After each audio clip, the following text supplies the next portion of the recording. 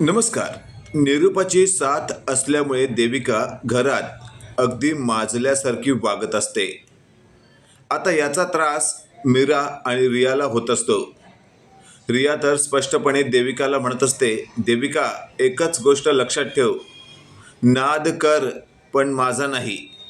त्यावर देविका म्हणत असते, रिया जास्त शहाणपणा करू नकोस. या घरात येऊन तुला काहीच दिवस झाले आहेत. तुला काय वाटलं या घरातील तू आता मेन होशील का? असशील तू तुझ्या घरातील मेन, पण ते माहेरी. हे तुझं सासर आहे आणि इथे दबून राहायचं. त्यावर आता रिया म्हणत असते, अगं ए देविका, तू विसरतेस का? तुझंही हे सासरच आहे. फक्त माझ्यापेक्षा काही दिवस तू आधी इथे आलीस म्हणून काय तू शहाणपणा करणार? त्यावर देविका म्हणत असते, रिया एकेरी भाषेत माझ्याशी बोलू नकोस. मोठी जाव आहे मी तुझी. त्यावर आता रिया म्हणत असते, अच्छा तू माझी मोठी जाव आहेस तर मग आधी मान द्यायला शिक, मगच तुला मान मिळेल.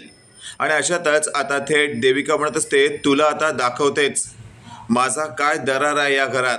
आणि अशातच आता देविकाने रियाचा हात धरलेला असतो आणि ती थेट रियाला घसपटत असते.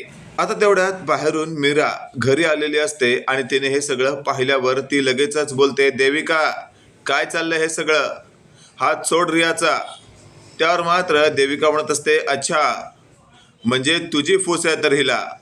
त्यावर आता मीराला नेमकं देविकाचं म्हणणं कळालेलं नसतं आणि अशातच आता रियाने देविकाचा हात झटकत असं म्हटलेलं असतं, बावट देविका, मीरा वहिनी मला कसलीही फूस लावत नाही का तुझ्याविषयी कधीही वाईट बोलत नाही.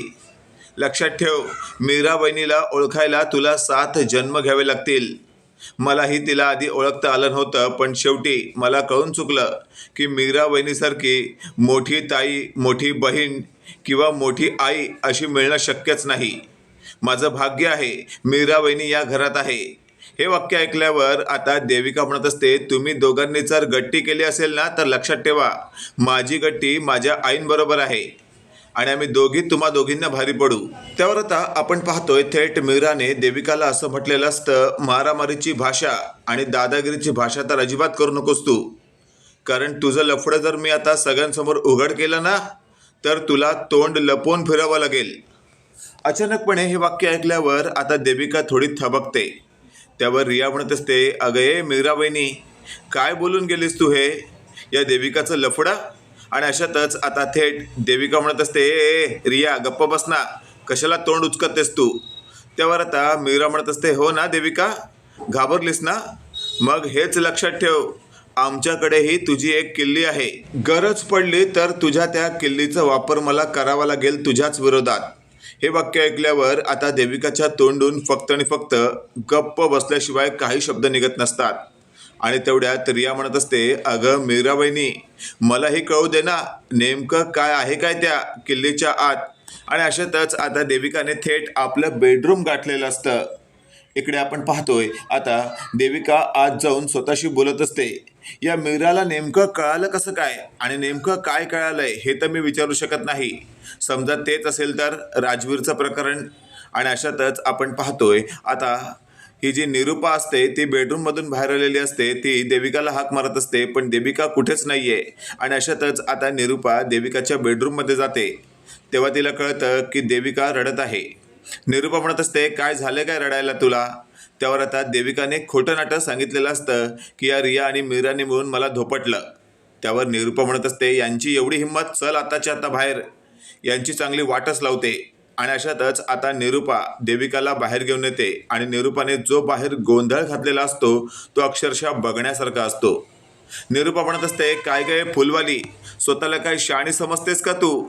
या रियाला घरात येऊन 4 दिवस नाही झाले, हिलाही तू स्वतःच्या बाजूने वळवलंस. तुला काय वाटतंय तुम्ही दोघांनी एकत्रच गट्टी केलीत तर आमच्या दोघींवर भाडी पडाल का? लक्षात ठेवा, मी निरूपा आहे निरूपा, एकेकाला चांगलीच चावीन मी. आणि अशातच आता थेट मीराचं लक्ष देविकाकडे जातं आणि लगेचच मीरा बोलू लागते, देविका मगाशी एवढं सांगूनही तुला अक्कल आलेली नाहीये, आता तर मात्र तुझं भांडफोड करणारच मी. आणि लगेचच आपण पाहतोय आता मीराने थेट देविकाला असं म्हटलेलं असतं, आज तुझं काही खरं नाही. तुझ्या या लाडक्या सासूबाईंसमोर, तुझ्या आईंसमोर तुझं सगळं इतिहासच उघड करून ठेवते.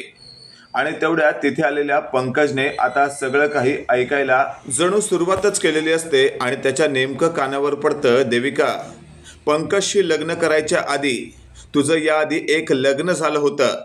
हे वाक्य ऐकल्यावर आता निरूपा म्हणत असते, फुलवाली, उगाचच माझ्या सुनेवर कोणताही खोटा आळ घालू नकोस. त्यावर लगेचच आता देविकाला असं मीरा म्हणते, देविका, खरं खरं सांग तुझ्या सासूबाईंना, तुझं याआधी लग्न झालं होतं की नाही. जर खोटं बोललीस तर यापुढचं अजून एक भयानक सत्य मी तुझ्या सासूबाईंसमोर उघड करीन. त्यावर मात्र आता देविकाच्या तोंडून काहीही निघत नसतं. ती गप गुमान उभी असते, कारण ती प्रचंड घाबरलेली असते. त्यावर आता मीरा म्हणत असते, बाईसाहेब, मला वाटतंय तुम्हाला तुमच्या प्रश्नाचं उत्तर मिळालं असेल.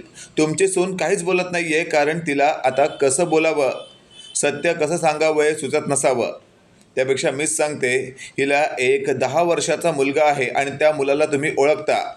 त्यावर मात्र थेट आता मागून पंकज म्हणत असतो, ए फुलवाली, उगाचच खोटं नाटं आळ माझ्या बायकोवर घालू नकोस. त्यावर आता थेट मीरा म्हणत असते, ए दलबदल्या पंकज, हे बघ, तुझ्या बायकोचं याआधीचं लफडं, तुझ्याशी तिने लग्न केलं. अरे तू बावट निघालास म्हणूनच. लक्षात ठेव, आता तुला अशी बायको मिळाली आहे जिचं आधी लग्न झालेलं आहे. पण हरकत नाही, तूही तसाच बावट आहेस. त्यावर मात्र आता सगळं काही सत्य क्लिअर झाल्यावर थेट पंकज म्हणत असतो, ए देविका, फसवलीस तू मला फसवलीस तू. किती विश्वास ठेवला होता मी तुझ्यावर. अरे तुला सैमाने फक्त बेबी बेबी करायचो, पण आज कळून चुकलं की तू खरंच खायचे दात आणि दाखवायचे दात वेगळे या विषयात पक्की मोडतेस तू. आणि अशातच आता थेट निरूपा म्हणत असते, काय गे देविका, मीही किती विश्वास ठेवला तुझ्यावर. मला एक सांग, तुझं याआधी लग्न झालंय, तुला एक मुलगा आहे, हे सगळं ठेव बाजूला. याच्याशी मला काही घेणं देणं नाही आहे. मला फक्त एवढंच सांग की परदेशात तुझे बाबा मोठ्या पदावर खूप मोठा बिझनेस चालवतात की नाही, त्यांचा करोडोचा बिझनेस आहे की नाही, हे फक्त खरं असलं पाहिजे. हे वाक्य ऐकल्यावर आता रिया म्हणत असते, मीराबाईंनी ऐकलंस का, म्हणजे आईंना हिचं आधी लग्न झालं आहे, हिला लग्नाच्या आधी एक मुलगा आहे, याच्याशी काही घेणं देणं नाही आहे. तर हिच्या वडिलांचा परदेशात व्यवसाय आहे की नाही करोडोचा, म्हणजे सगळं काही पैशासाठी लाचाचले आहेत. त्यावर मात्र मीरा म्हणत असते, अगं रिया, तू अजून काहीच या घरात पाहिलेलं नाही आहेस किंवा ऐकलेलं नाही आहेस. आता आली आहेस ना या घरात, तर तुला कळेल कशी लोक राहतात या घरात. आणि अशातच आता देविका म्हणत असते, आई मला माफ करा, मी चुकले, मला प्लीज या घरातून बाहेर काढू नका. खरंच सांगते, मला तुम्ही आई म्हणून खूप आवडता आणि तुमच्या मुलाशी लग्न करून मला असं वाटतंय खरंच मी खूप सुखी आहे. त्यावर आता निरूपा म्हणत असते, अगं तू सुखी असशील ग, तुला सुखी नसायला काय आहे, आम्ही काय तुला उपाशी मारत नाही. पण मला सांग, तुझा परदेशात तुझा बाप खूप मोठ्या पदावर आहे की नाही, बिझनेस आहे की नाही. त्यावर आता देविका मान डोलावते की नाही. हे वाक्य ऐकल्यावर मात्र निरूपाला जणू चक्करच आलेली असते. आणि अशातच आता निरूपाने देविकाला चक्क फाट्यावर मारलेलं असतं आणि असं म्हटलेलं असतं, माझ्या मुलाच्या आयुष्याचं वाटोळं केलंस तू, त्याच्या स्वप्नांचा चक्काचूर केलास तू. अगं काय नाही विचार केला होता त्याने हा विचार केला होता की परदेशातून येणाऱ्या तुझ्या बापाच्या पैशावर खूप मोठा बिझनेस उभा करायचा. मलाही खूप मोठ्या गाडीतून फिरायचं होतं. सगळ्या स्वप्नांचा चक्काचूर केलास ग देविका, असं का केलंस तू. आता काही कर, पण मला पैसा आणून दे. मित्रांनो, तुम्हाला काय वाटतंय, निरूपासारखी लालचलेली बाई आजपर्यंत कुठेही पाहिलं नसेल असं आपण बोलू शकत नाही. निश्चितच अशा बायका असतातच.